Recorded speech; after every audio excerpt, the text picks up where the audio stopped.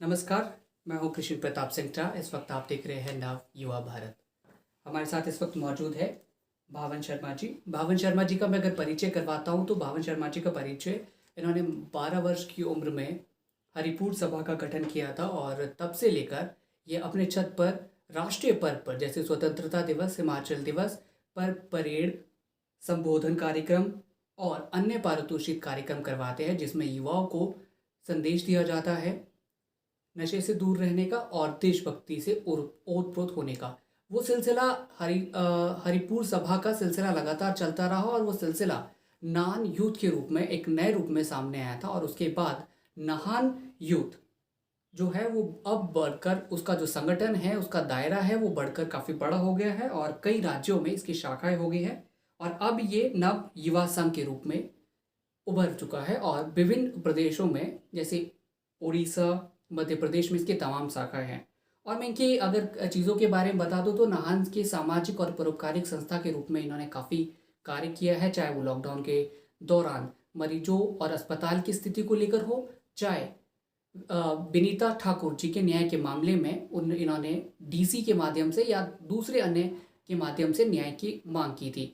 और अन्य जो इनके कार्यक्रम रहते हैं जैसे पौधारोपण, इन्होंने काफ़ी वृक्ष का पौधारोपण किया है। उसके बाद शहर को साफ सफाई को लेकर ये थोड़ा सा एक ब्रीफ इनके बारे में था। तो अब आगे हम बात करेंगे राजनीति के बारे में, इनसे जुड़े किस्सों के बारे में और किस तरीके का भविष्य युवा के हाथ में होना चाहिए। तो भावन जी, आपका बहुत बहुत स्वागत है।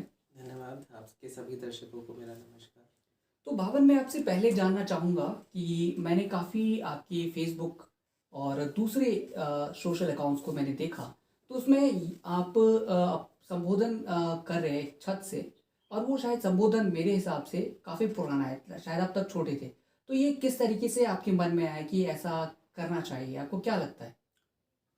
छोटी उम्र से ही मेरे मन में एक सेवा भाव रहा है और 12 वर्ष की उम्र में मैंने ये तय किया कि हम क्यों ना कुछ ऐसा संगठन गठित करें जिसमें सभी युवा साथ जुड़ करके देश हित में अपना योगदान दें। जैसा भी भविष्य में जिस भी फील्ड में जाए हम अच्छे काम करें और राष्ट्रभक्ति के ज़रिए हम एक अच्छे सिटीज़न बनने का प्रयास करें।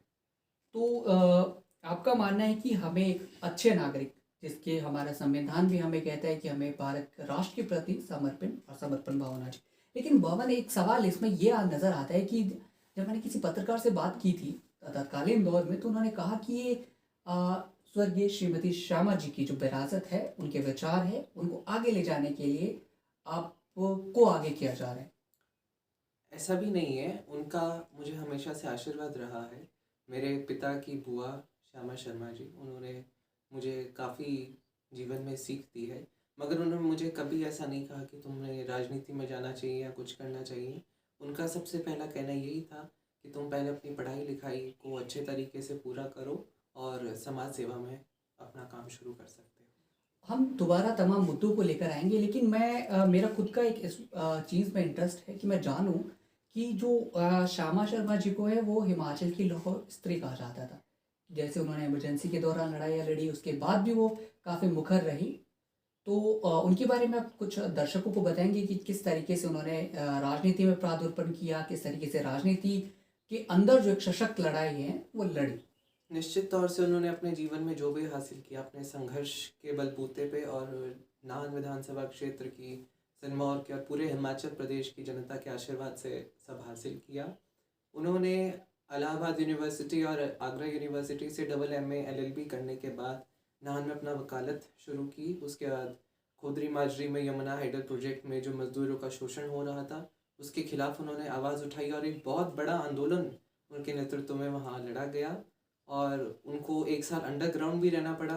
और उसके बाद जब वो नाहन आए अंडरग्राउंड रहने के बाद, तो उनको इमरजेंसी के दौरान जेल भी जाना पड़ा। ठीक है, तो इसके बाद मेरा जो सवाल ये आता है कि मैंने सोशल मीडिया भी, और जब वो जब भी थे तो मैंने काफ़ी उनसे कभी एक बार मैं सोचा था इंटरव्यू करूंगा, लेकिन हो नहीं पाया। तो मैंने देखा था कि वो जो है नरेंद्र मोदी जब बतौर प्रभारी थे हिमाचल प्रदेश के, तो उनके साथ उनका कनेक्शन काफ़ी था। इवन उन्होंने नाहन में एक जनसभा तक करवाई थी मोदी जी की। और उसके बाद मोदी जी जब प्रधानमंत्री बने तो उन्होंने एक दो बार शायद फ़ोन पे जब वो पुराने कार्यकर्ताओं का जिक्र करते हैं तो उसमें श्यामा जी का नाम वो प्रमुखता से लेते हैं। 2 बार ही नरेंद्र मोदी जी नाहन पधारे थे। एक बार 1958 में उन्होंने यहाँ पे बड़ा चौक में एक जनसभा को संबोधित किया, और काला आम के ब्लैक मैंगो रिजॉर्ट में भी उन्होंने जो माइनॉरिटी कम्युनिटी है उसकी भी एक जनसभा को संबोधित किया। उसके बाद यहाँ स्टेट एग्जीक्यूटिव की बीजेपी की एक मीटिंग में वो एसएफटी हॉल आए थे। उस समय हमारे घर में कुछ ट्रेजेडी हुई थी, मतलब हमारे दादा की मासी का देहांत हुआ था, तो उस दौरान वो यहाँ पे शोक प्रकट करने भी आए थे इसी घर में। तो उसके बाद नरेंद्र मोदी के प्रधानमंत्री बनने के बाद क्या दोबारा उनके बीच जो संपर्क था, खबरें तो पत्रकार जगत में या दूसरी जगत में ऐसे भी आया था कि वो उन्हें राज्यपाल बनाने के बारे में बात हुई थी उनके बीच, क्या कोई उसके बाद प्रधानमंत्री बनने के बाद नरेंद्र मोदी ने क्या उनसे दोबारा संपर्क किया? जी, उनके बीच डायलॉग आई गेस फ़ोन के माध्यम से हुआ था, और जब श्यामा शर्मा जी जीवित थे तो हमारा उनका इकट्ठे प्लान बना था। हमने उनसे रिक्वेस्ट किया था कि आपको जब मोदी जी इतना याद करते हैं तो एक बार दिल्ली चल के आते हैं, प्रधानमंत्री जी से मिल के आते हैं, उनका आशीर्वाद लेके आते हैं।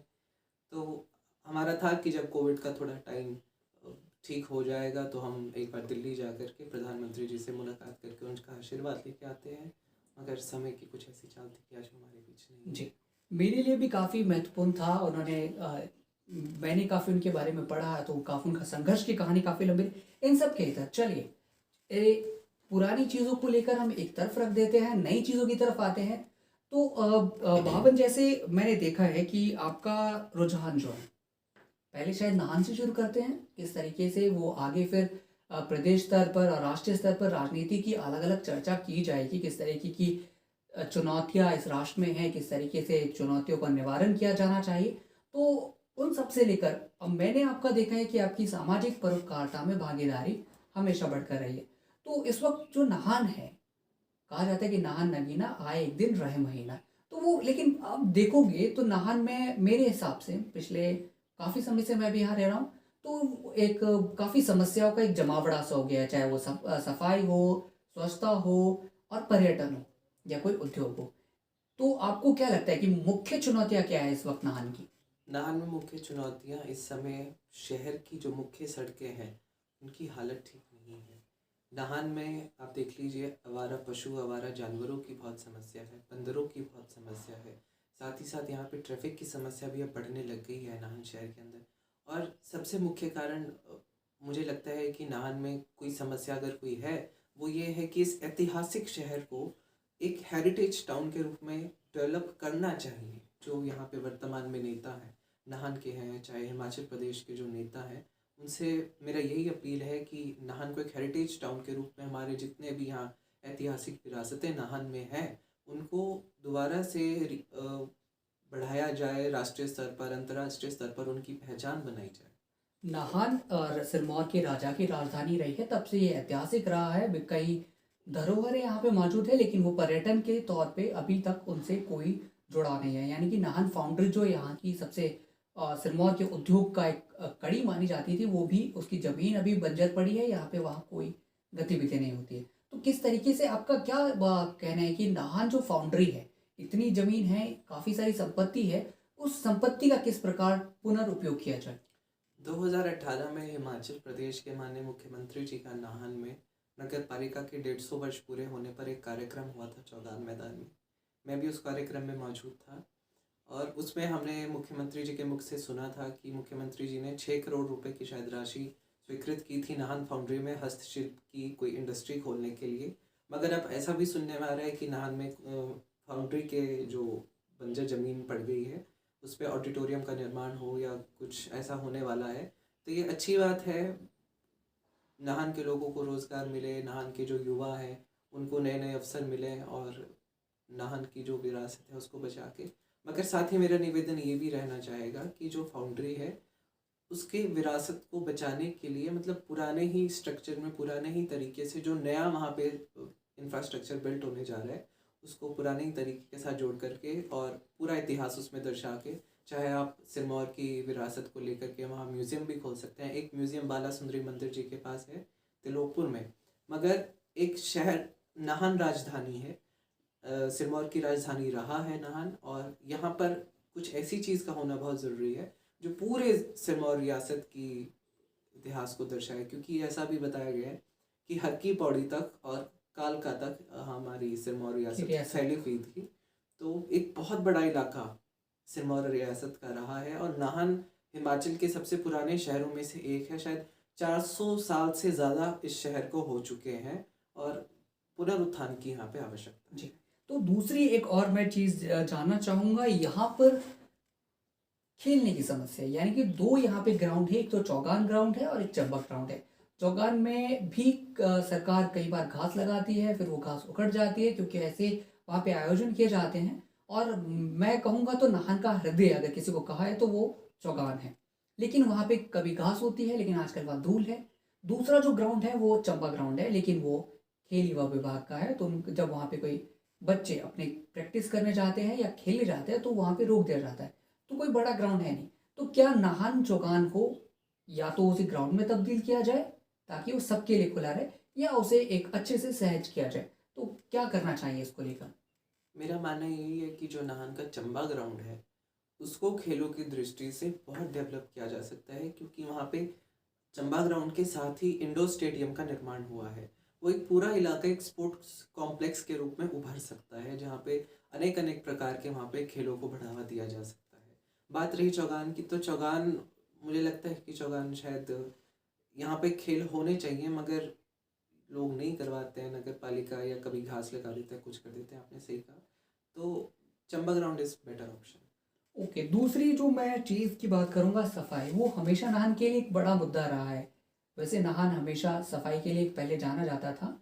तो अभी भी, क्योंकि जो उसकी पुरानी सुएज जो चीज़ें हैं वो अभी भी ऐसा माना जाता है कलकत्ता के बाद सबसे मजबूत है, वो अंडरग्राउंड है, जो कि दूसरे शहरों की तुलना में ऐसा नहीं है। तो वो भी अभी थोड़ी खराब होनी शुरू हो गई है। लेकिन उसके इधर मेरे एक सवाल है कि बिल्लाराम जो एक सैरगाह है, उसके जो किनारे किनारे है, वो क्या, क्यों ना उसको इस तरीके से विकसित किया जाए कि ताकि उसमें जो लोग हैं वो पैदल चले, क्योंकि वो सड़क है।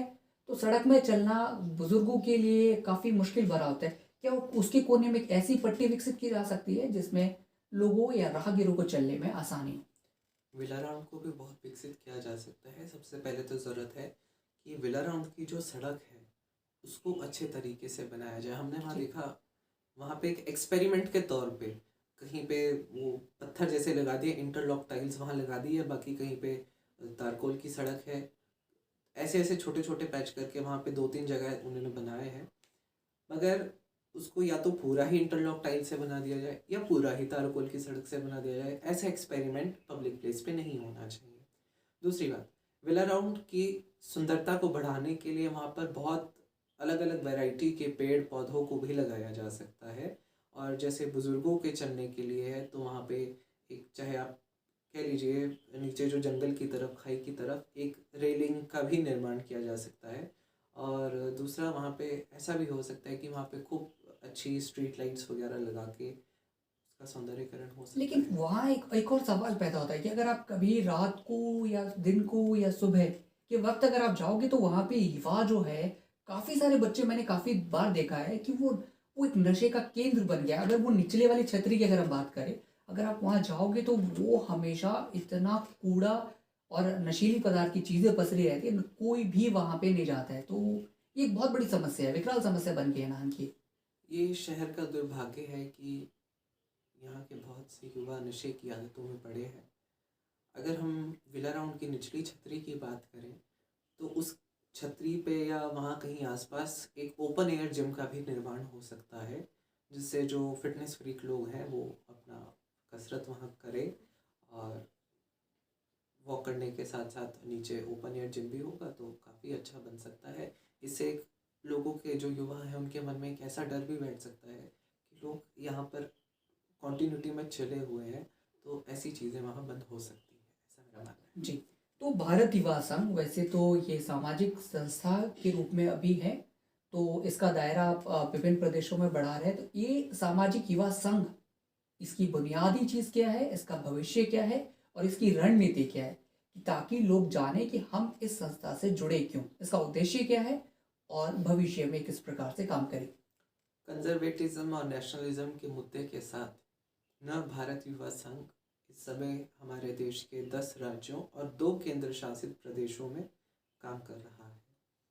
हमारे पूरे देश में 2500 से ज़्यादा मेंबर्स हो चुके हैं और बहुत सौभाग्य की बात भी है हमारे लिए। और इसका हमारा मुख्य मुद्दा यही है कि हमें अपने भारत के संस्कृति को, हमारी परंपराओं को बढ़ाना है, साथ ही साथ हमें आधुनिकता को भी अपनाना है। मतलब अपनी संस्कृति को बचाने के चक्कर में हम आधुनिकता को भी नहीं छोड़ सकते और आधुनिकता को अपनाने के चक्कर में हम संस्कृति को भी नहीं छोड़ सकते। हमको दोनों के बीच में बैलेंस बना करके चलना है। भारत एक ऐसी भूमि है जहाँ के लोगों में एक अलग प्रकार का यहाँ पे तेज होता है, एक अलग प्रकार का कार्य करने की क्षमता होती है। मगर हमारी शायद आने वाली अगली पीढ़ियाँ जो अब इस देश की भविष्य की हैं, वो इन बातों से परिचित शायद नहीं है और लोग वेस्टर्निज्म की तरफ, गलत नहीं कह रहा हूँ मैं उस चीज़ को, सबका अपना अपना वो होता है, मगर वेस्टर्निज्म की तरफ ही अगर आप जाएँ तो मतलब आप अपने रूट्स के साथ जुड़े रहें, अपनी जड़ों के साथ जुड़े रहें, अपनी अंदर की भारतीयता को पहचाने। भारतीयता का मतलब है अपने अंदर की वीरता को पहचाने। भारतीयता का जो आपने राष्ट्रवाद का जिक्र किया, वैसे ही राष्ट्रवाद ही मतलब हम अब आधुनिकता को अपने आप में आत्मसात करें, लेकिन जो हमारी पुरानी संस्कृति है, कला है और जो विरासत में हम लोगों के पास है, उसे हम जिंदा रखें। ये नव भारत युवा संघ का एक उद्देश्य है। तो मैं इस सब के बाद मैं राजनीति में आना चाहूँगा। जैसे आप देखोगे एडीआर्स रिपोर्ट आती है, जो विभिन्न एक सामाजिक संगठन है, वो राजनीति के बारे में, राजनीति में किसने कितना खर्चा किया, कौन सी राजनीतिक पार्टी है, इन सभी के बारे में जानकारियाँ मुहैया करवाती है। लेकिन उसमें एक सबसे बड़ा सवाल उठाया गया है राजनीति का अपराधीकरण। आप देखते हैं राजनीति, अगर मैं वर्तमान समय की बात करूं तो भारतीय संसद में अभी सिंगापुर के जो प्रधानमंत्री हैं, उन्होंने अपने संसद में इस बात का जिक्र तक किया था कि क्रिमिनलाइजेशन जो है, यानी कि अपराधीकरण है, वो किस प्रकार से भारतीय राजनीति में है और हम उसको अपनी राजनीति में नहीं लेना चाहते। तो आपका क्या विजन क्या है अपराधीकरण पर? ये भी बहुत दुर्भाग्य की बात है कि बहुत से अपराधियों को राजनीतिक संरक्षण भी प्राप्त होता है और खुद भी वो लोग राजनीति में बहुत बढ़ चढ़ के हिस्सा लेते हैं। हमारा देश एक लोकतांत्रिक देश है जहाँ किसी को भी चुनाव लड़ने का अधिकार है, मगर किसी को भी चुनाव लड़ने का अधिकार होने का ये मतलब कतई नहीं होना चाहिए कि ऐसे लोग जो समाज में दरिंदगी फैलाएं या समाज में कुछ गलत संदेश दें, वो समाज का नेतृत्व कैसे कर सकते हैं। जी, मेरे हिसाब जो मैंने कल ही पढ़ा था उसमें 49% of the political leaders are criminalised, they have in Lok Sabha and also in Vidhan Sabha. तो किस तरीके की चीज़ें अपनानी चाहिए, किस तरीके से राजनीति का अपराधीकरण को रोका जाए? राजनीति का अपराधीकरण तभी रुक सकता है कि कानून ऐसे लाए जाए कि जिसमें जिन लोगों के ऊपर बहुत सीरियस चार्जेस हैं उनको चुनाव लड़ने का अधिकार नहीं होना चाहिए। जो लोग किसी का मर्डर कर देते हैं, किसी के साथ गलत काम कर देते हैं, वो लोग कैसे समाज की रक्षा कर सकते हैं। लेकिन भावन, इसमें एक चीज़ और कहा जाता है कि देखिए राजनीति में कई बार जो केसेस हैं वो राजनीति से प्रेरित होते हैं। तो यदि ऐसा होता है तो फिर 2 तरह के केसेस होते हैं ना। एक होता है कि आप किसी ने सच में कुछ क्राइम करा है तो उसके ऊपर केस बन रहा है। दूसरा ये है कि पॉलिटिकली मोटिवेटेड होके कुछ अपोजिशन वाले एक दूसरे के ऊपर केस ऐसे इल्ज़ाम लगाते रहते हैं, केस करते रहते हैं। मगर हमको इस बात पे भी विश्वास रखना होगा कि हमारे देश की जो न्याय व्यवस्था है, हमारे देश का जो कानून है, वो इसमें सही फैसले लेगा और आने वाले समय में भी जो गलत लोग हैं उनको सख्त से सख्त सज़ा कानून के दायरे में मिलनी चाहिए। ओके, तो अगर मैं इसके वर्तमान परिदृश्य की बात करूँ तो कोहितो मामले में जब सुप्रीम कोर्ट का फैसला आया था, सुप्रीम कोर्ट ने कहा था यदि आपको संगीन आपराधिक मामले यानी कि हत्या, बलात्कार, ऐसे मामले में यदि आपको 6 से ज़्यादा साल की सज़ा सुनाई जाती है तो आप राजनीति में चुनाव लड़ने के लिए अयोग्य घोषित किए जाएंगे। लेकिन इसके बावजूद भी राजनीतिक अपराधीकरण बढ़ रहा है। तो चलिए अब बढ़ते हैं हम नई चीज़ों के तौर पर। कहा जाता है कि इस वक्त जो बड़ा मुद्दा है मेरे हिसाब से वो हिजाब विवाद, जो वर्तमान राजनीति में, तो किस परिप्रेक्ष्य में आप इस हिजाब विवाद को देखते हैं? देखिए, हिजाब विवाद कोई बहुत छोटे से मुद्दे को इतना बड़ा बनाया गया। सबसे पहली बात ये है कि जब स्कूल कॉलेजेस में छात्र छात्राएं जाते हैं तो स्कूल कॉलेजेस कोई अपने धर्म को प्रैक्टिस करने का जगह नहीं है। जी। स्कूल कॉलेज में आप एजुकेशन ग्रहण करने जाते हैं, आप वहाँ से लिटरेट बन के बाहर आते हैं, तो वहाँ पे स्कूल कॉलेजेस में एक यूनिफॉर्म का होना ज़रूरी है। और इसके ऊपर एक विधेयक आना चाहिए कि जिन कॉलेजेस में भी अभी यूनिफॉर्म नहीं है, मैंडेटरी हो जानी चाहिए सबके लिए यूनिफॉर्म, हर कॉलेज में, हर स्कूल में। तभी इस मुद्दे का हल निकल सकता है। और साथ ही साथ अगर हिजाब विवाद को लेकर के इस देश में इतनी बड़ी बतंगड़ खड़ी की गई है, और अभी सुनने में आया कि एक मर्डर भी हुआ है कर्नाटक में, बेहद दुर्भाग्यपूर्ण, बहुत दुखद बजरंग दल बात के है। कार्यकर्ता है, जी, उनकी हर्षा हत्या की हर्षा श्री हर्षा की हत्या की गई है।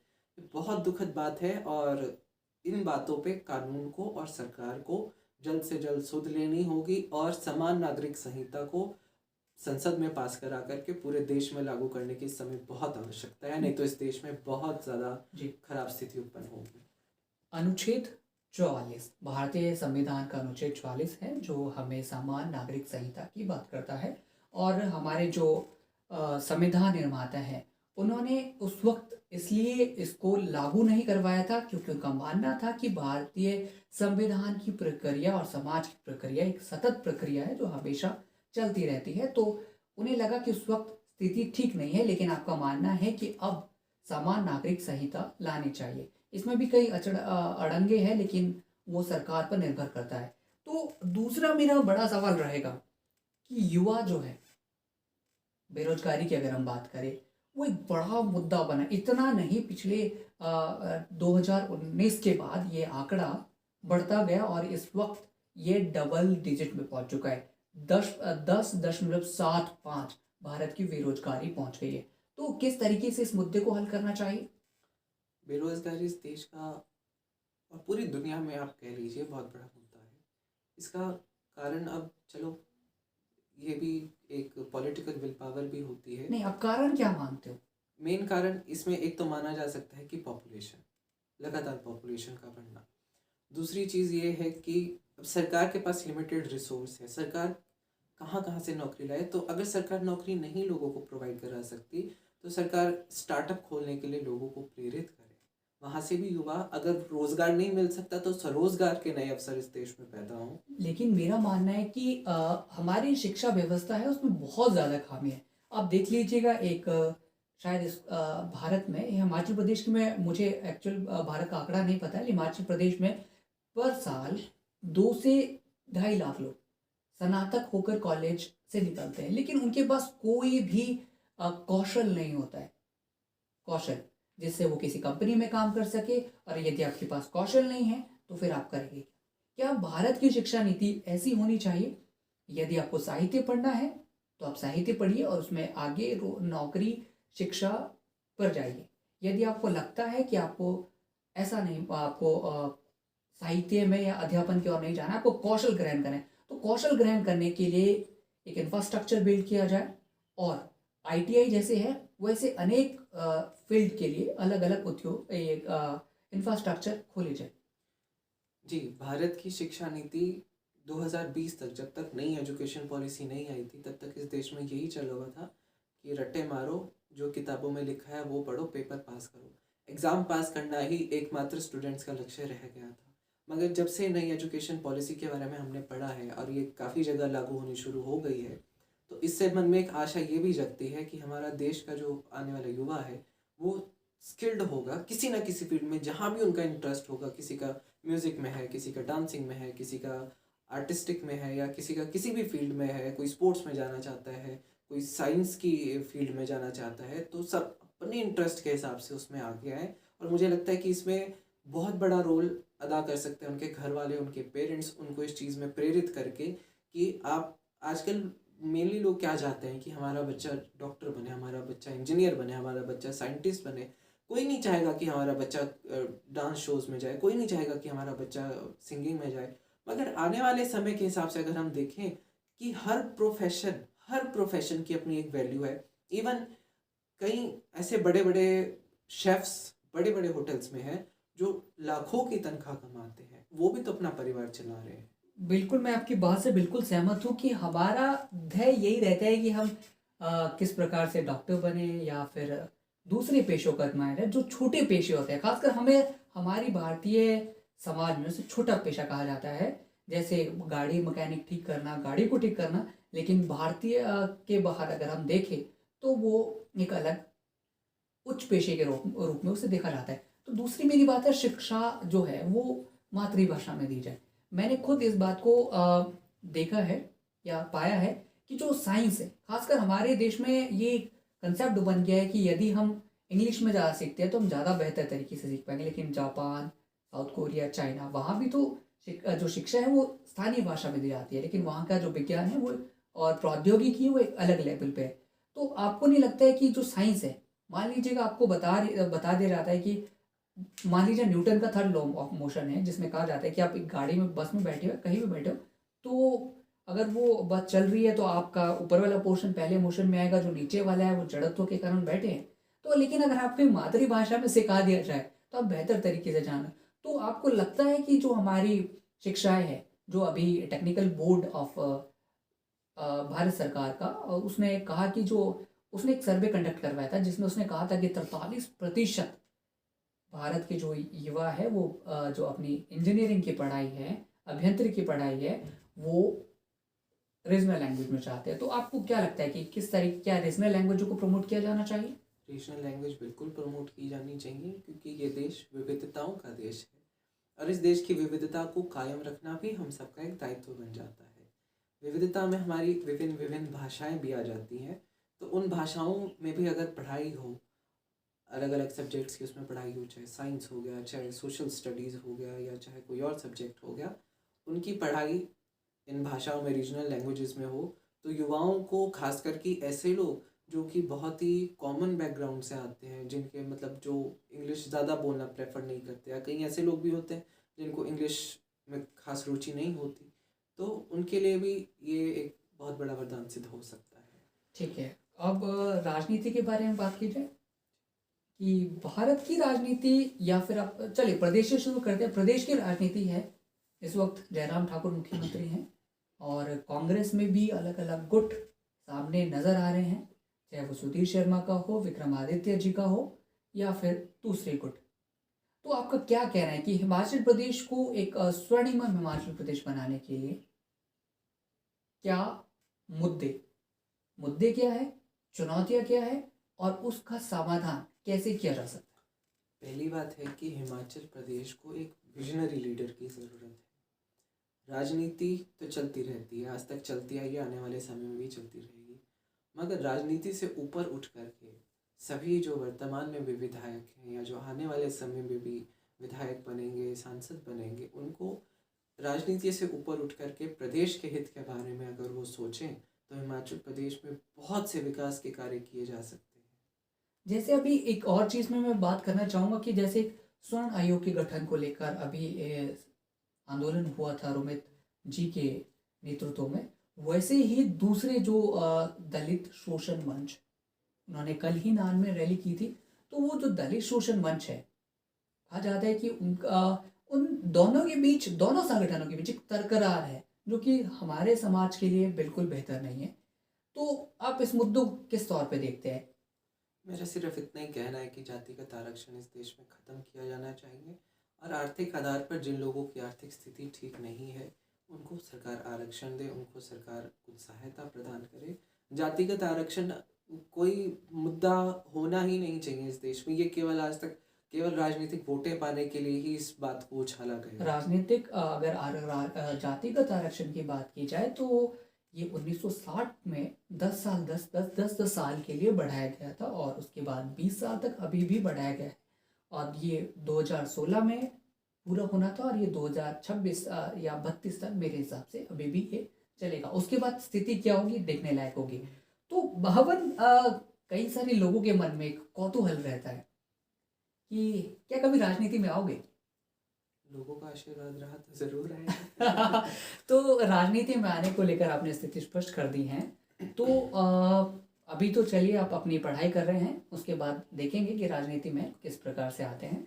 लेकिन एक और चीज़ है, मैं जानना चाहूँगा कि हम या आपका संगठन किस प्रकार से इस देश के लिए एक मैसेज जो होता है, आप क्या कन्वे कन्वे करना चाहोगे लोगों के लिए खासकर, क्योंकि दो बड़ी चीज़ें उभर कर आ गई है, तो नशा और दूसरा गेम, जिसमें कर्नाटक सरकार ने अभी बैन लगाया था, लेकिन माननीय उच्च न्यायालय ने उसे रिमूव कर दिया। लेकिन आप इस बात को अच्छे से जान चुके हैं कि ज़्यादातर बच्चे ग्राउंड की बजाय अब घर में बैठकर गेम खेलना पसंद करते हैं। बहुत सारी गेम है, फ्री फायर जिसमें घंटों बिता देते हैं। तो इस पे क्या कानून लाना चाहिए, या अपने आप जो नागरिक दायित्व है या परिवार का दायित्व है, उस पर ज़्यादा ध्यान देना चाहिए? मुझे नहीं लगता कि गेम खेलने के लिए किसी प्रकार का कानून आना चाहिए, क्योंकि अब एक इतना बड़ा इशू ये ये नहीं निष्ठा का है। मामला आ जाता है सामने। ये सबकी अपनी पर्सनल चॉइस है। कई लोग ऐसे हैं जो कुछ देर के लिए गेम खेलेंगे, कई लोग ऐसे जो 2-2 3-3 घंटे तक अपने फ़ोन में लगे रहते हैं। इन चीज़ों का व्यक्ति के मानसिक स्थिति पर भी बहुत असर पड़ता है। साथ ही लोग आजकल ज़्यादा फैसिनेट हो जाते हैं फ़ोन में कुछ भी देख करके। अब एक गेम चला था, आई डोंट नो कौन सा था, जिसमें आर्मी की तरह उनको शूट करना होता था, क्योंकि मैं खुद वीडियो गेम्स में कुछ इंटरेस्ट नहीं है मेरा। अगर गेम खेलना है, ग्राउंड में जाइए, आपका स्वास्थ्य भी अच्छा रहेगा, आप देश का भी मान सम्मान बढ़ाएंगे और साथ ही अपने परिवार का भी आप गौरव बढ़ाएंगे। फ़ोन पर गेम खेलना इज़ जस्ट कम्प्लीटली यूजलेस, इससे कुछ नहीं मिलता है, मेरा ये मानना है। ठीक है, अब सारी बातों को लेकर हमने बात की, और आप जानेंगे भावन शर्मा जी की, उनका विज़न क्या है, उनका दृष्टिकोण क्या है, भविष्य की प्रति क्या है। हम ये सभी चीज़ें जान चुके हैं, और यदि आप इनके संगठन जो है भारत युवा संघ से जुड़ना चाहते हैं तो आप जुड़िए, और उनके बारे में अगर आपको विचार अच्छे लगते हैं, यदि आप भारत के राष्ट्र निर्माण के प्रति, पुनर्निर्माण के प्रति, जो भारत का पुराना गौरव है उसको अगर आप दोबारा पुनर्निर्मित या पुनर्निर्माण करना चाहते हैं, तो जुड़िए इनके साथ। ठीक है भावन जी, बहुत बहुत धन्यवाद इस तरह के विचार करने के लिए।